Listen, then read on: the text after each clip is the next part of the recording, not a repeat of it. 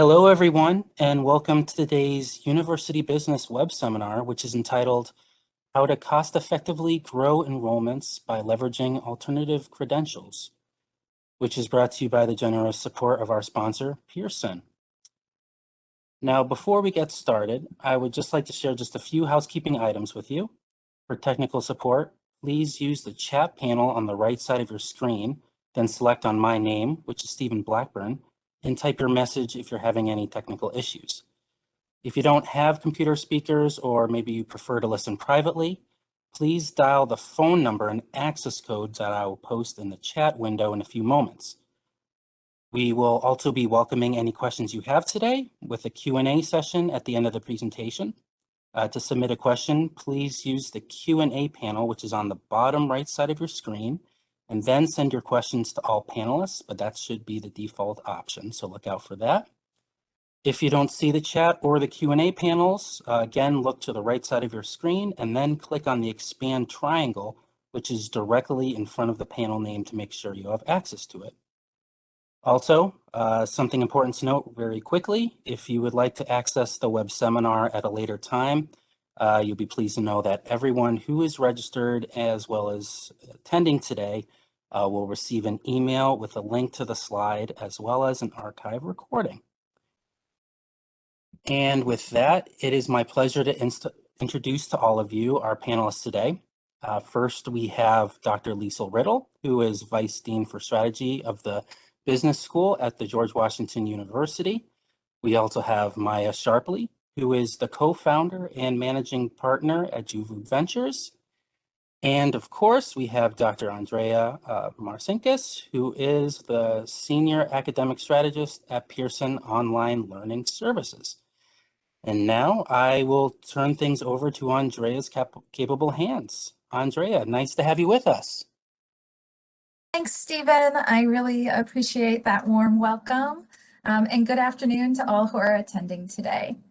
I'm going to start this afternoon by providing some thoughts around some key market factors influencing the growth of alternative credentials. And afterwards, I'll turn it over to Maya Sharpley, who will provide some insight into the EdTech perspective and influence in this realm, and followed by a case study presented by Dr. Riddle to provide an example of the strategy she helped develop at the George Washington University's Business School. Next slide, please. So I also wanted to start first, before we get into some of the market details, with a level set for some of the terms that we're going to be using this afternoon. Pearson has found that some of the most effective and revenue-generating alternative credential programs are in the certificate programs and boot camp categories. And so there certainly are many more, and you can see on the screen a number of different types with some definitions to help you. But there's two types of certificate programs here that we're going to be looking at. Those that are for credit and those that are non-credit. Credit-bearing certificates are easy to apply to a degree program as long as the credits transfer. But there's also the opportunity for institutions to use non-credit certificates and use the option to make them credit-eligible certs through transfer credit or course waivers granted through an assessment process.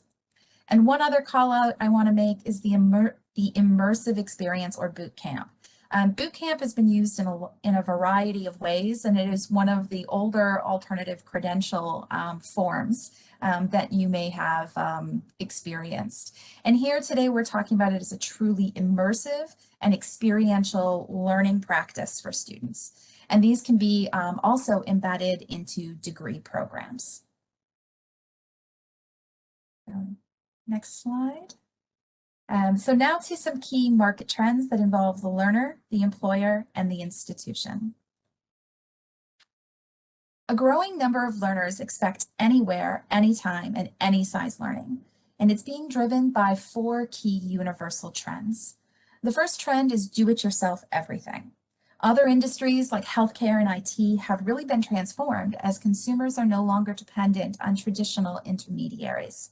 The same applies to traditional institutions of learning. Pearson's Global Learner Survey research showed that 41% of those employed around the world are finding free information or training on the internet and self-teaching. Trend 2 is immediate gratification. Thanks to services like Netflix and YouTube, people are used to consuming content at the drop of a hat, and you can watch shows and movies from anywhere on any device. This has also manifested itself in courseware and on-demand classes. Next is global mobility. Prior to the pandemic, much was written about tech nomads, or people who were not restricted by physical boundaries from where they worked and where they lived, as long as they had that reliable Wi-Fi connection. And this has just been accelerated by the pandemic. And education is no different.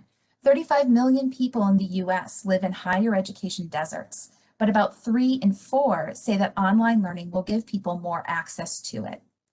Also, with the pandemic, we've seen less of a focus on learning overseas and traditional degrees, and more of a focus on affordability of a college education. And the last trend is constant reinvention. The notion of a 40-year-old career is dead.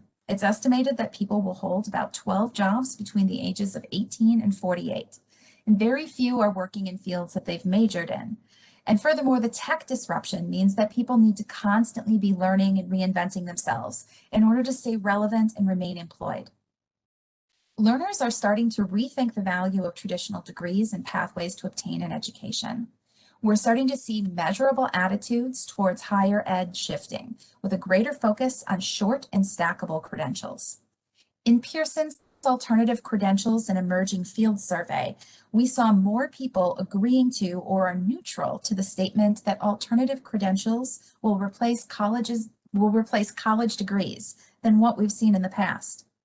Let's look at some of these key statements from the Learner Survey and the US Learner response from Pearson's Global Learner Survey, where we found that 58% say that more are willing to pursue shorter-term credential over a degree program. 57% said that they would prefer competency-based short courses rather than commit to a university degree. 53% stated that alternative credentials are a better option than degrees to grow their career. Partnering with this, learners increasingly like the idea of stackable degrees, and this can be taken further with the idea of smaller stackable credentials like boot camps and short course programs. Another interesting point is that learners are increasingly interested in digital badging, in addition to or instead of the diploma, for all types of program completion evidence, and as milestones along the way to a degree. And finally, smaller credentials are really helpful in helping learners afford their education. It might be a good alternative to a full degree in some cases. Next slide. Oh, you got it. It's good to see that employers' opinions on non-degree education are also shifting. Our survey revealed an 11% increase between 2019 and early 2021 of employers hiring non-degree credential holders. Still, whatever the credential, it really needs to be relevant and directed to real-world work, and the credential must match the business application. It's not just an increased need for certificates, though. In our employer survey of this year, Pearson found that there was an overall increased preference for additional education across all types, and that's the chart in the lower right-hand corner there. And one striking thing that we've noticed is an overall increase in educational need at the master's level and at the alternative credential space over the last 2 years. The skills gap is driving this. Most jobs will see an overall increase in number of skills required. Upskilling, driven by business need, and reskilling, driven by pandemic job sector loss, is creating a space for shorter-term credentials. The skills gap is really expected to grow, and learners and employers are really going to need to appropriate an agile learning method to address them. Alternative credential programs can precisely target immediate workforce need. They are less expensive, often taught on demand, and can be low commitment. Alternative credentials, especially from trusted institutions, help show employers proof of learning. Next slide. The credential engine has been doing a count of all types of degrees and alternative credentials in the United States since 2017. And the 2021 report was released a few months ago, and I wanted to share a little of that data with you. Alternative credentials in the non-academic space have increased remarkably over the last year. Digital badging is up by 99%, and almost 32% increase in MOOCs, and other points that you can see on the screen here. The non-academic space is outpacing traditional post-secondary space by a little of over 3-to-1. The increase of demand from both learners and employers for more flexible and affordable education opportunities is creating the environment where non-traditional institutions now hold the majority of the alternative credential space. College and university certificates have not been pacing the same as non-university alt-credential grantors, and academia needs to meet learners' and employers' demands in a consumer-driven market. Now, this isn't to say that there isn't space for traditional degree paths. As we saw on a previous slide, all degrees and alternative credential types are growing in importance to employers. Institutions need to consider paths to meet both of these driving demands with its current diversification of degree and non-degree offerings, and do it with the same measured care as degree programs. Next slide. Given this current environment of shifting attitudes with learners and employers, the need for just-in-time education to fill skills gaps, and an increasing number of non-academic institutions filling that need, today's colleges and universities need a strategy to respond to these market factors. The first is affordable and accelerated pathway to upskill or reskill. Access to a curated and up-to-date catalog of job-ready skills and development opportunities. And this might mean that we need to partner with those outside of the academy in the business world to really develop these, to make sure that they are focused and on target. And also to have a diversity of program choice in terms of type, length, price point, and credential type. The next is personalized and outcome-oriented learning experiences. Engaging digital-first learning experiences that support career development and lifelong learners that return again and again is critical to these plans. You want exclusive and high-quality content, 100% virtual, facilitated and supported self-paced and synchronous learning experiences with experiential and social collaboration tools. Social networked learning experiences are key, and building communities of practice will help form ownership of those students that are within these courses and programs. Facilitated, tailored, and dedicated student support.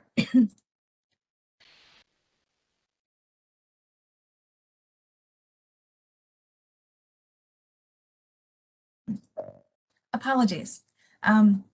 Facilitated, tailored, and dedicated student support is key to this personalized and outcome-oriented learning experience. And finally, flexible learner progression paths and program recognition.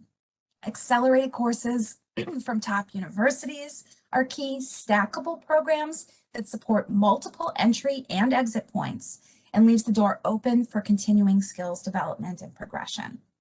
And outcomes that are recognized and values by both other universities and employers. And we've seen this play out effectively through the use of immersive bootcamp experiences, stackable certificates, as well as stackable short courses. Next slide, please. And at this point, we would love to hear a little bit from you. If your university is offering alternative credentials as an on-ramp to degree programs, are you seeing strong conversion rates of students that are changing from the certificate program into the degree?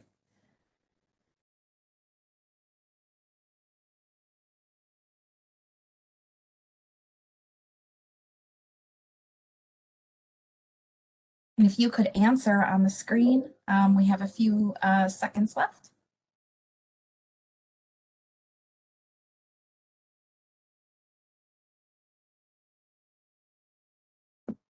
Okay.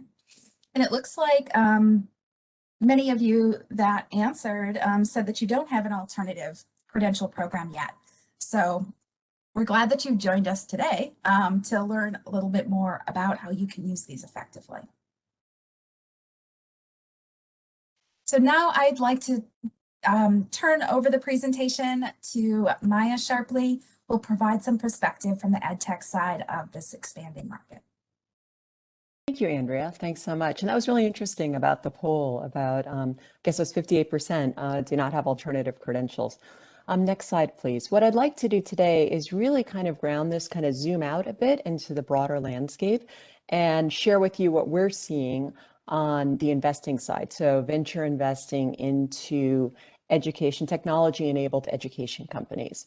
When we think about this world of alternative credentials, you can see here the map that I have in front of us really shows you the time to complete along the x-axis and the employer acceptance of credentials from low to high.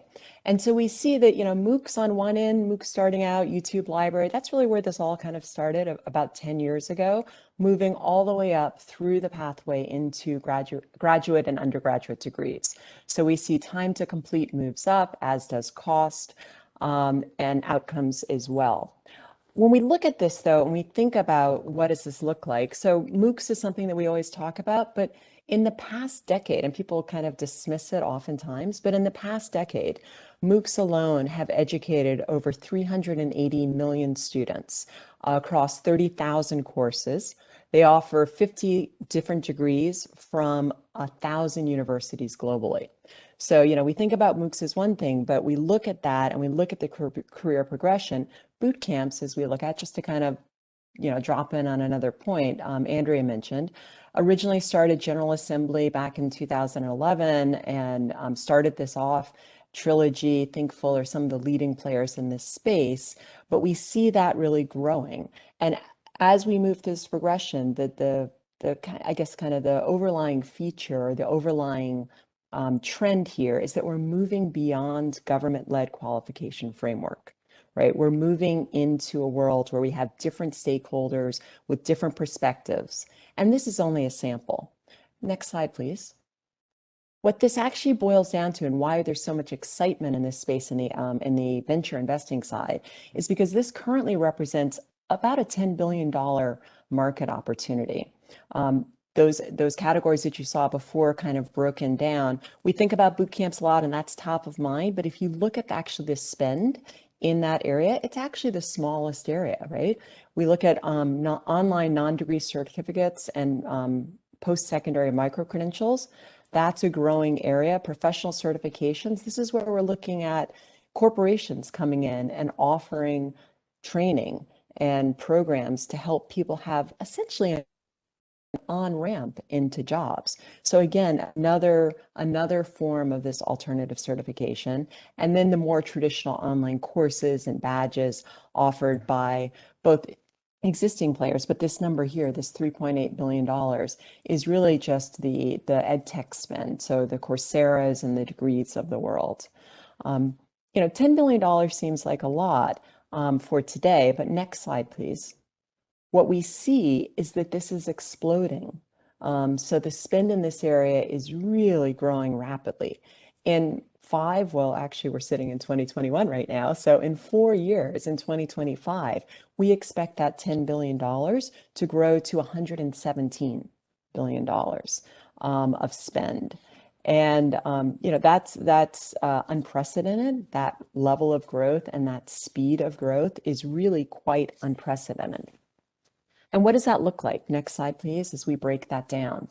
And how has COVID impacted this? So prior to COVID, we saw it growing that 10 billion number in 2019 is part of the overall 45 because now I'm including pure online degrees here. I'm including online degrees, but we saw it initially getting to 97 billion.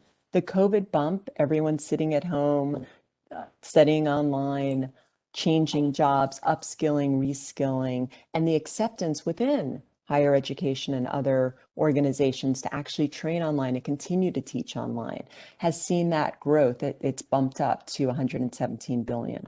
So we see that, there's this unbundling, rebundling concept that we had up until COVID has accelerated. where we have different pathways and different on-ramps that are allowing adult learners to think differently about how they access information, how they access those degrees, and eventually get jobs. Let's go back, next slide, please. So again, going back to the earlier point, and we're going to have a question about this because we want to get your understanding as to where we are with boot camps and what you're thinking about boot camps. Let's just dive down into one of these areas. So we're on track right now to see about 400 new OPMs and boot camps and pathways in universities around the world. And what you can see there is that, in the past OPM partnerships, so that was really the majority of this market share. But we're seeing that, the boot camp piece is picking up and accelerating rather rapidly. So that we anticipate that there'll be about almost 1,400 partnerships in the coming year, this year alone. Our question to you is, where are you on this? Next slide, please. So how is your institution building partnerships with EdTech? How is your institution building partnerships with EdTech at your institution? So a couple of questions there. We want to understand what that looks like. We have 30 seconds for you to jump into this poll. And then we will switch it over to actually look at how Dr. Riddle is actually doing just this at her university. So a few more seconds for this, please.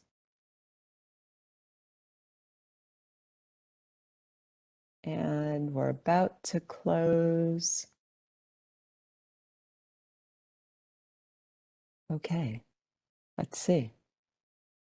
All right, so we have several of you, about just shy of 40%, 35%, are already working with EdTech players. That supports the data that we're seeing, but about half are not currently working with EdTech players. So let's see what this can look like in a real world example. And for that, let's turn it over to Dr. Riddell.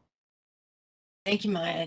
Yes, I'm going to kind of change our conversation a little bit to look from boot camps to talking really more about credit-bearing graduate certificates. I'm going to try to take you through our case study of why did we do this?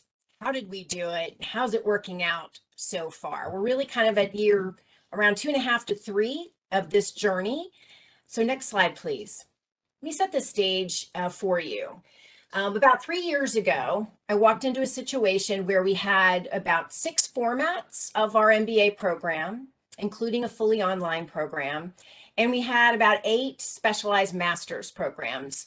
There was very little overlap in the coursework across all these different degree programs. So we already had a lot of seats going out there and excess capacity in classrooms where we weren't at full enrollment, particularly on the specialized master's side. We then embarked on this big study about the future of work, looking at secondary research, but also going out to our employer base and asking a lot of questions about what are the skills needs that they perceive that they'd like to see graduates have, and what are the specific skills that they would need to sort of prove up that they had. And we took all of that sort of demand side information and looked at our existing supply. What are the courses that we were already teaching that delivered on those particular skills? And where did we need to build some courses or modify existing courses to kind of better meet those employer needs? And then we started thinking about how could we create learning journeys that kind of took a student without previous knowledge necessarily through basic theory, some basic tools and methods, and then some applications in a given area. Our goal was to establish learning journeys that were 4 courses, each 3 credit hours. So we're talking about a 12 credit hour total here. We offered 3 core courses, so there wasn't a lot of choice, and we could more regularly plan those courses, and only 1 elective for each one of these graduate certificates. Students would then take 2 core courses in the fall and a 3rd core and an elective in the spring. And we set up sort of this really regular pattern of offerings that students could expect. Now, what's interesting, I think, about our model is that it's fully stackable. So that means that, yes, and students in our MBA program, they could take a graduate certificate or even two if they plan them correctly, in addition to their degree program. But even our specialized masters, there was a subset that actually they could also take it at the same time. But what I think is really unique about the way we design this is that students could start, I call it the dessert first approach. They could start with their certificate and then use that to glide path into the degree program. But also the certificates themselves are standalone credentials. A student can just apply for a certificate and earn a certificate. Our certificates there are 27 of them. In some cases, we pulled courses from School of Business existing offerings of courses or new courses that we built. But in other cases, we drew on courses from our partner schools within our university, specifically from our medical school, as well as our engineering school. So we have 27 of these. There are 3 buckets. Some of them are in hard skill areas like business analytics or artificial intelligence or project management. Some of them are in soft skill areas like human capital management, management and leadership, creativity and innovation. And some are actually very industry focused. We have one on sport management, hospitality management, energy systems management, etc. So I think, this is what I think in many ways makes this system unique. All the different flexible options that our previous speakers were talking about are embedded in this existing system, but it's also very efficient. We're using existing efficiencies. Next slide. What are some of the benefits? Well, I think in one way, it also improves access, right? It is this sort of low risk try-on of graduate education, particularly during COVID. That was, I think, a really big thing for us. People not sure they could do work, life balance, and school. 10 of our certificates are available fully online. And of course, last year we were all online. But this, I think, in many ways allows somebody to say, I'm going to try this for 4 courses. If it works, great, I'll continue on a degree program. If it doesn't, at least I get a credential out of it. It allows them to spread out the financial cost of an education, so they can start off with a graduate certificate and just take a couple of courses a semester. But it also gives students who might not be ready to truly apply for a very competitive degree program a chance to get in that graduate certificate and demonstrate their ability to perform well in the courses that are embedded in that graduate degree, and then take the grades that they've earned there and apply forward for the degree with a more successful portfolio. And I think that's particularly important for professional students that haven't been in an academic experience for a while, but also thinking about equity and diversity issues. Students that maybe came out of a community college environment and then have done an amazing professional career now can go and apply here for a graduate certificate and can move forward and so on. So we're really broadening, I think, our potential base by giving people a chance to show what they can do. And I love that aspect about it. It's much easier to fundraise to support a student through 4 courses rather than 10 or 15 in a larger degree program. And really, in many ways, we've been able to now go to our corporate partners and offer many more different possibilities for tuition remission programs beyond our existing degree programs. Next slide. So far, it's working very well for us, particularly for those certificates that apply into the MBA program. Around 2/3 are actually eventually converting to either an MBA or into one of our specialized masters. We've also created a degree program that allows a student to stack 2 certificates on top of one another, plus 2 electives that integrate across the 2 certificates. We call this a Master of Science in Interdisciplinary Business Studies. We see a lot of our certificate earners moving in that type of a degree format. And we even see people that have already an MBA or another graduate business master's pursuing that for upskilling and reskilling purposes. We've seen double-digit enrollment growth. Most of our students say this is the reason why they chose GW, is all this great sort of signature choice they can put on their degrees. And we even are really re-engaging our alumni in new ways. We have pre-experienced students, young students coming out from undergrad that are trying to build skill sets. We also have upskillers, 40-year-olds and older, that are coming back for just certificates as well. It's also helped our rankings growth, I think, because we've been able to really attract a more attractive and larger base of students. And it's been a lot easier to retool a graduate certificate around employer needs rather than thinking about the big process of bringing a whole degree program together. All of these great benefits have costs though, and we've had to do a lot of, I think, strategic thinking as well as implementation around reorganizing our institution, everything from recruiting and advising to career center and even instructional design to the way we think about pedagogy in the classroom, because you have all these different learners at different stages. Our branding implications as well have been now built upon this sort of customizability and stackability. And we're having to rethink about how we do assessment and assurance of learning when we start talking about 27 different certificates and lots of stacking options. How you actually make a successful assurance of learning system is complicated, but also stackable. So for us, on balance, it's been a lot of strategic work, but with great payoffs.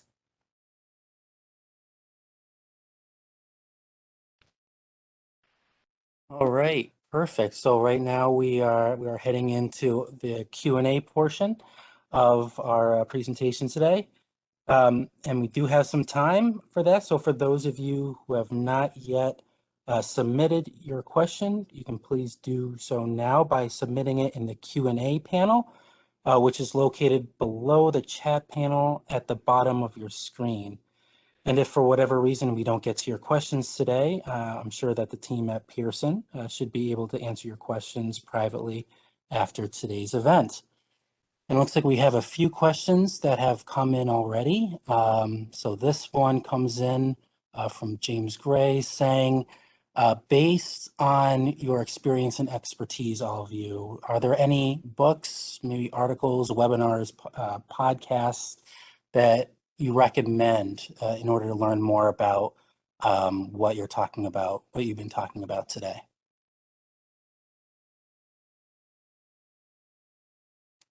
Any of you want to answer that? Well, I would say, first of all, like Inside Higher Ed and the Chronicle of Higher Education are really great sources for this. I'm not sure there's necessarily books out yet since this is relatively new, but it seems like since the pandemic, there's been more great research, like every week that comes out, at least on those platforms. I don't know. Andrea, I would agree. Yeah, I would agree with you on that. I haven't seen any books per se coming out on this, but I would call them the rags, the industry rags, the ones you mentioned. TechCrunch is another one that we watch for industry news. Whiteboard Advisors has a lot of great research that we follow up on and watch. And so, yeah, it's more. And then, of course, all of the conferences, which are now much more accessible online. We don't have to fly all over to get to them. Perfect. So let me see, there's a lot of questions that are coming in right now. I'll try and stay on top of them. This question that just came in, they're asking, oh, it just popped away. What are the admission requirements for the certificate programs? Is it different than from your regular MS program? So this one is most likely for Liesl. Yeah, I think that the admission requirements are slightly different for the graduate certificate than the degree programs. Again, we kind of look more at the larger case. And again, this is one of I think, the opportunities for students to use this as a stepping stone into an actual degree program itself. Perfect. Thank you. And it looks like this next question is for you again, Liesl.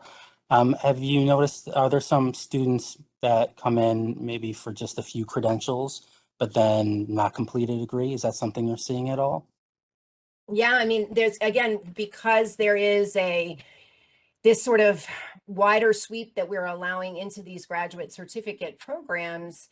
As I mentioned, it's a try it on for size. There's some people that succeed in the program, but just have such a hard time balancing work, life, and school. They decide that either this isn't right for them right now, or this type is not right for them, that they need to actually, I've had some learners actually say, I'm going to put a halt on this right now, and I'm actually going to apply for a full-time program at some other point in my career where it makes more sense so I can truly focus. So we see attrition due to the fit part of it for the people that doesn't fit for, that's not just only based on not being able to academically perform, but sometimes the fit just isn't right. Perfect. Thank you. This next question that came in a few minutes ago, have you seen anyone with, a healthcare management program with certificates across healthcare and business? Is that something you've been seeing at all? Or? Shameless plug, we have an MBA program, a healthcare MBA program that we partner with the GW School of Medicine on, and the partnership is really, I think, a very interesting one. They already offer several different graduate certificates in healthcare related fields, and we offer the core courses. So the students actually get the benefit of the expertise of both schools, but we leverage the certificates that are made by our School of Medicine. Beyond that, I don't know of too many others that do it in that exact way, particularly through a partnership model that I'm very happy that we partner with Pearson on that particular model. Well, thanks for that plug. There are a few others that are actually in development that I know of right now, so I can't speak too much to the particulars. But they are leveraging what they have currently on their campus and dividing the program up into a stackable approach for some of these degrees. Certainly, we see this approach more prevalent in the IT and business side, but I think health is seeing the appeal to it, especially where you have the health and business and health and IT overlap. I think that it really appeals to those types of students. And in one area where we see a lot of it this last year with at least short-term credentials is in telehealth. And a lot of folks returning to get some sort of credential as a telehealth provider or to have experience in telehealth. There's been an uptick in that in sort of all of the health fields, including nursing, which, doesn't have a whole lot of flexibility to their, progression for education. But that's sort of an extra plus that we've also seen some employers starting to ask for as well. Perfect. Thank you. So this question that came in recently, I know that this is the focus has been on, the masters and higher. But this person was asking, oh, it just jumped out of my way. Hold on, let me pull it back up. Do you have any data on how this relates to traditional students like 18 to 22?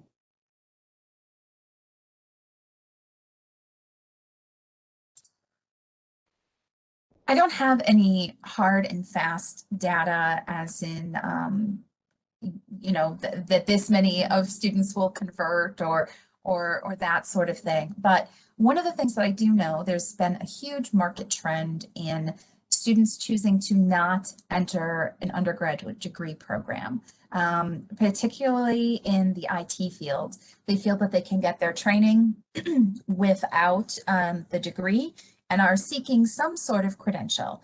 And employers are really responding to this. They are saying, well, maybe that bachelor's degree isn't needed or isn't needed right away. And they're, I'm thinking about Amazon and some of their courses that they've just released.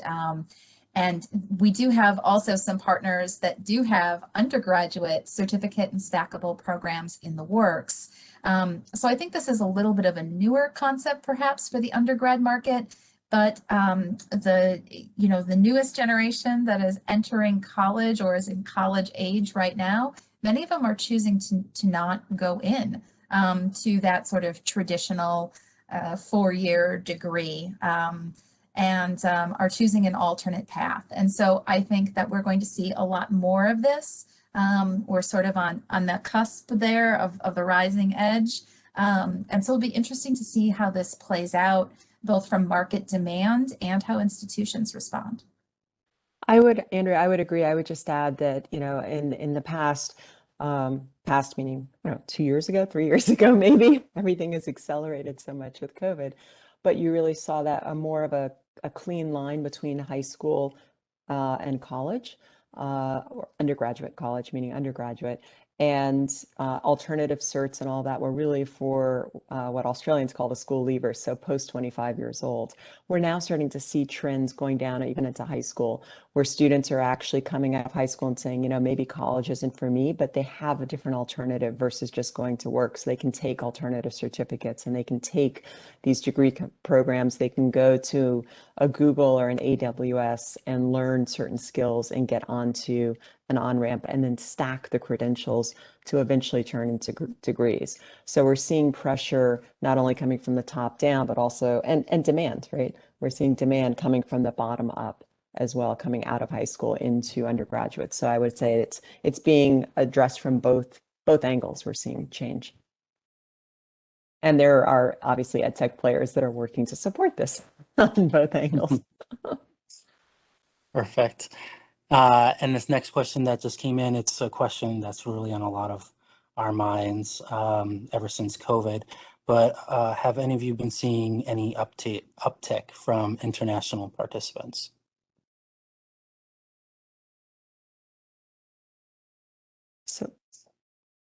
So from what we're seeing, yes, the international market is exploding. Not necessarily with folks coming into the US per se, but I think that's just a short while off. So we're seeing a lot more investments in China. India's now starting to come up to the level of China in terms of investment across the board, pre-K to gray, but especially in this alternative certification, workforce training, retraining, upskilling. So we're seeing a lot of players making very established, becoming the established players of that space. Faster, actually, with a faster, shorter timeline than they're doing here, partially because they're also sponsored in part by ministries of education in different countries. So there is a lot of movement internationally as well. I think that the reason why I bring this up is I think it might, or it could, have an impact on international student mobility. So students may or may not have to now leave home to get the degrees and the certificates that they want, whereas in the past they had to travel. COVID put a stop to that for 18 months. We'll see how it changes when we pick up again and borders are open. Yeah, I think for us, that's why it was so important to really invest in graduate certificates, in an online space, not just in the on-campus space, and really thinking through what would be the types when you're trying to prioritize, what are you going to put online when you have 27 options, figuring out what might be the most attractive for international students. I think what we heard from international students was that they liked the idea, since they weren't sure when the United States was going to open up. And many of them, actually, their goal is to come to the United States for education because they want the experience of being here. And they're also hoping in many cases they're going to get jobs here. The idea of being able to sort of try on a graduate certificate that at least could fold into a degree if they were able to get accepted to a degree program and then could apply for the visa and come and finish the degree here. At least if they couldn't do that or couldn't do that in a timely manner, they still walked away with something as a credential that might help them get into, another institution, or that they could apply elsewhere. So we did see, I think, I wouldn't say it was a large trend, but I definitely noticed that as a small trend that was really interesting and to keep our eye on in terms of international students and certificates. Perfect. And this next question now might be for Maya again. So this is about particular business segments. Have you been noticing that they're more heavily adopting, micro-credentials and badging as valued achievements and compared to others? Yes. So we're seeing a lot of corporations. So it started with, for example, Coursera, which just had an IPO a couple months ago, the latest unicorn in the fold. Unicorn meaning valued at $1 billion or over. We're seeing that the Coursera's who are partnering with universities and with corporations, but there are also AWS and Google have been, two great examples or easy examples of corporations that are creating their own certificates and creating their own credentials. Sometimes they do it with universities so that it carries that joint credentialing or weight. Other times they just do it on their own. There are also companies that are popping up that are kind of setting up apprenticeship programs directly with the corporation.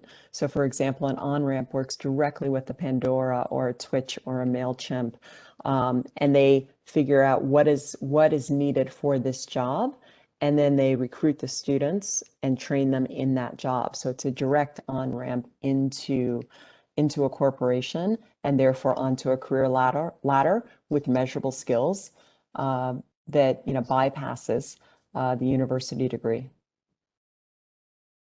Perfect. Thanks for that one. Looks like this next question is for Liesel. So this person is asking what the proportion is of synchronous and asynchronous courses are at your university. Thanks. Yeah, our online MBA and all of our other online offerings in the graduate certificate system are the same. They're 3 credit hour courses that are mostly asynchronous. We have an in-house instructional design team that does really amazing multimedia assistance and work with our faculty. But we do require 1 hour of synchronous learning a week, and in class sizes of around 20. Perfect. And I'll ask this next question for you, since it looks like it's about GW. Are there any issues that you've noticed with online credits transferring between institutions? So will GW accept core courses from another institution? Yeah, we don't treat online any different really than we treat on campus. What the issues are involved happen to be in terms of, what is the institution, what's its accreditation look like, and so on and so forth. And then it varies by program. We have different programs and different faculty directors or different departments that have different policies. But I think the main takeaway is we think of online as being exactly the same as on campus. We have the same curriculum, the same faculty, the same quality, and any partner we would hope would have that same philosophy. And I'll ask another one for you again, Liesel. Sorry about that. But are your certificate programs FA eligible? Yeah, unfortunately they're not, right? And I think that's one of its the greatest drawbacks, and but one of the advantages, I should say, of the Master of Science in Interdisciplinary Business Studies, because within that context, it is a degree program and therefore can be eligible as long as the student is taking enough credit hours, but just the certificates themselves are not. Perfect. I want to add to that as well, because that can be a very tricky subject.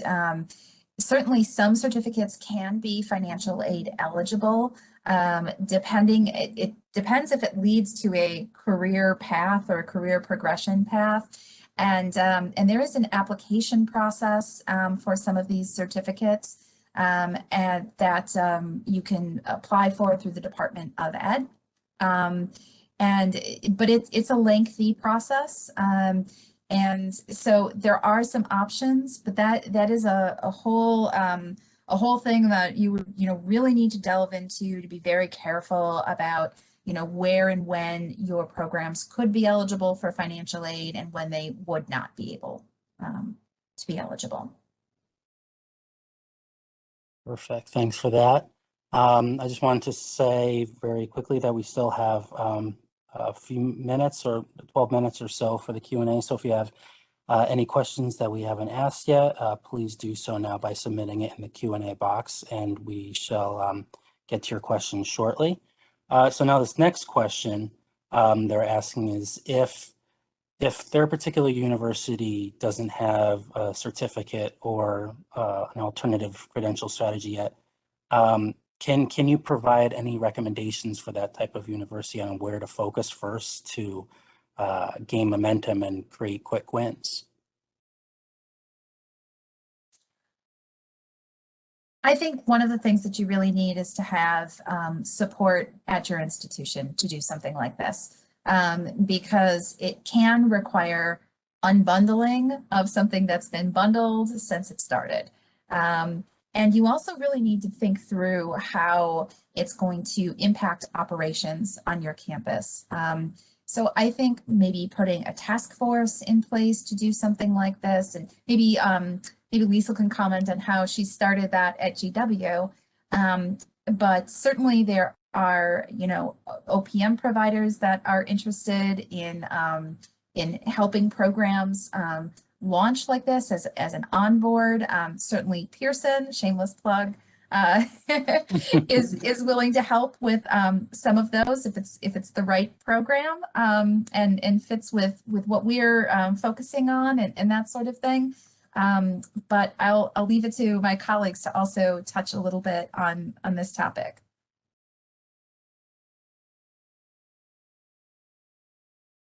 Lisa, how did you launch? You know, how did you launch the you know, the stackable?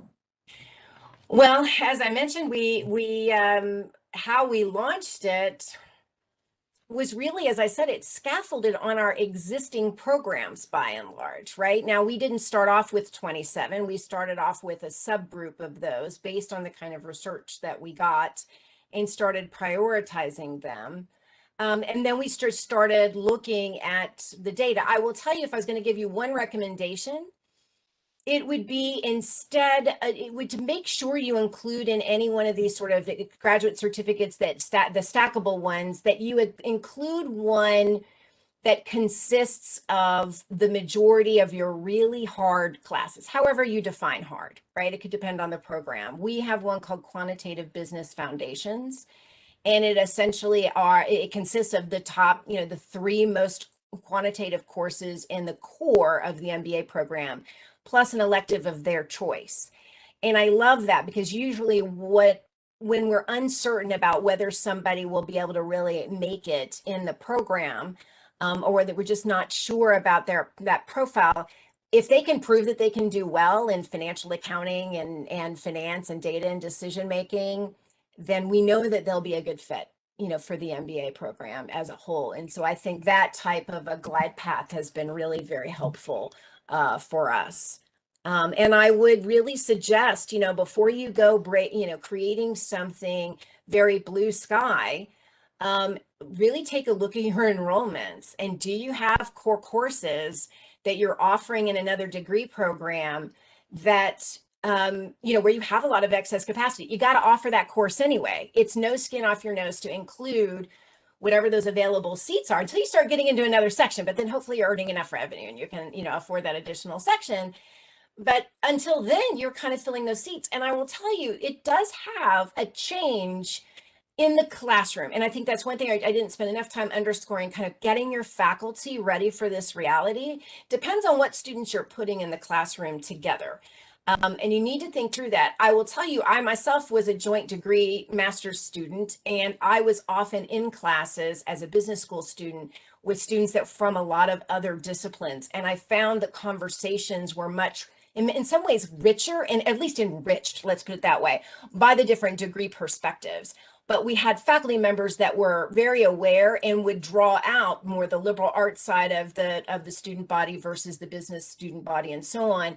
And what I've been, you know, having to really, and I'm learning from my faculty about new approaches and new ways to think about bringing in people from even different stages in the career life course. But I'll tell you another advantage that I didn't put on my slide, but that is definitely a true one. Because now I have seated in a lot of my classrooms pre-experience, career, you know, switchers and climbers, as well as the upscalers and rescalers. You know what's happening? I have several cases where hiring managers have left a class and gone out and hired somebody that was in their classroom because they're in a position to do so, and that student was looking for a job at sort of the pre-experience level, for example. And so I think it really creates a different kind of sense of community. And I love to tell prospective students that, because they tend to perform even better in the classroom. Perfect. This next question that came in, I believe is for you, Lisa.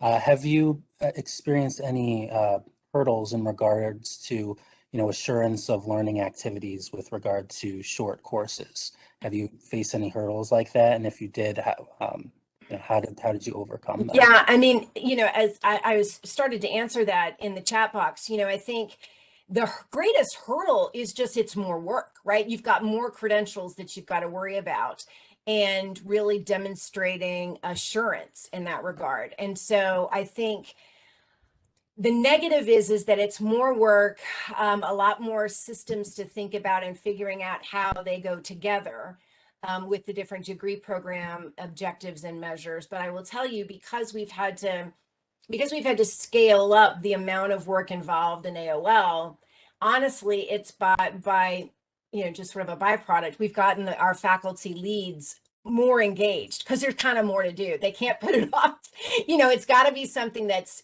integral to everything that we do, because it has become a little bit even more complex than AOL can be. And I think so that's one challenge. I just think it's the scale. I think the second challenge, I think somebody asked about the interdisciplinary business studies.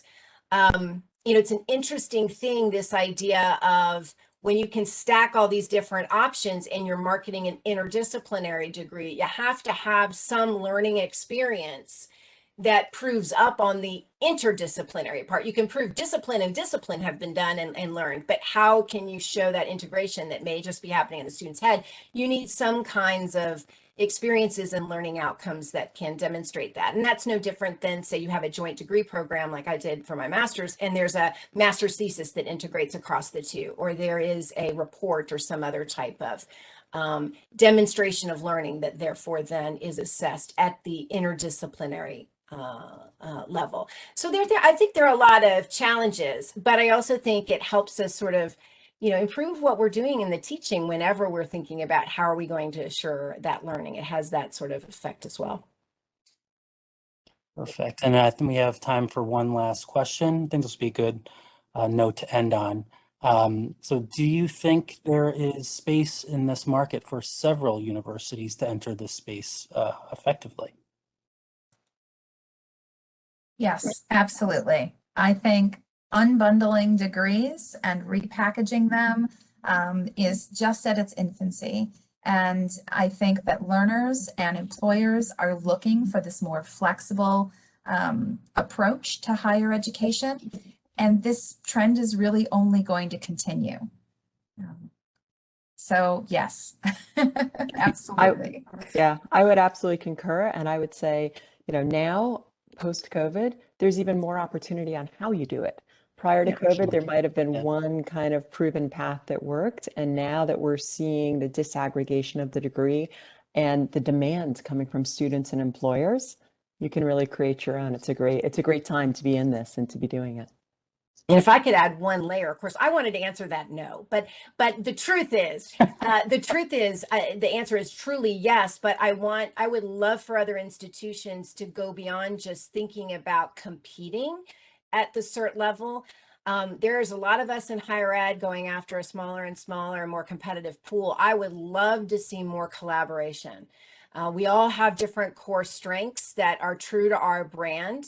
And to the extent to which we can forge combination degrees, and just like we have in all kinds of other study abroad and other types of partnership contexts, to be able to see, say, an interdisciplinary business studies model where you're pulling on the strengths of two different degree programs, or two different brands and two different universities for a singular degree program, I think that could be very exciting. Definitely. Perfect. Well, like I said, that was a perfect place to end off on, and we are at the top of the hour. So that's it for our questions. First and foremost, thank you, Liesl, Maya, and Andrea for your insights. Our audience appreciates it as well. And if for whatever reason we didn't get the chance to answer your questions, again, I'll state that I'm sure the team at Pearson will be more than happy to get back to any of your questions following today's event privately, so look out for that. And with that said, I would also like to thank our attendees for joining us today as well. For those who enjoyed it today, there are many more upcoming web seminars like this one that are provided by University Business, which is the leader in editorial coverage of news, trends, in addition to current issues in higher ed.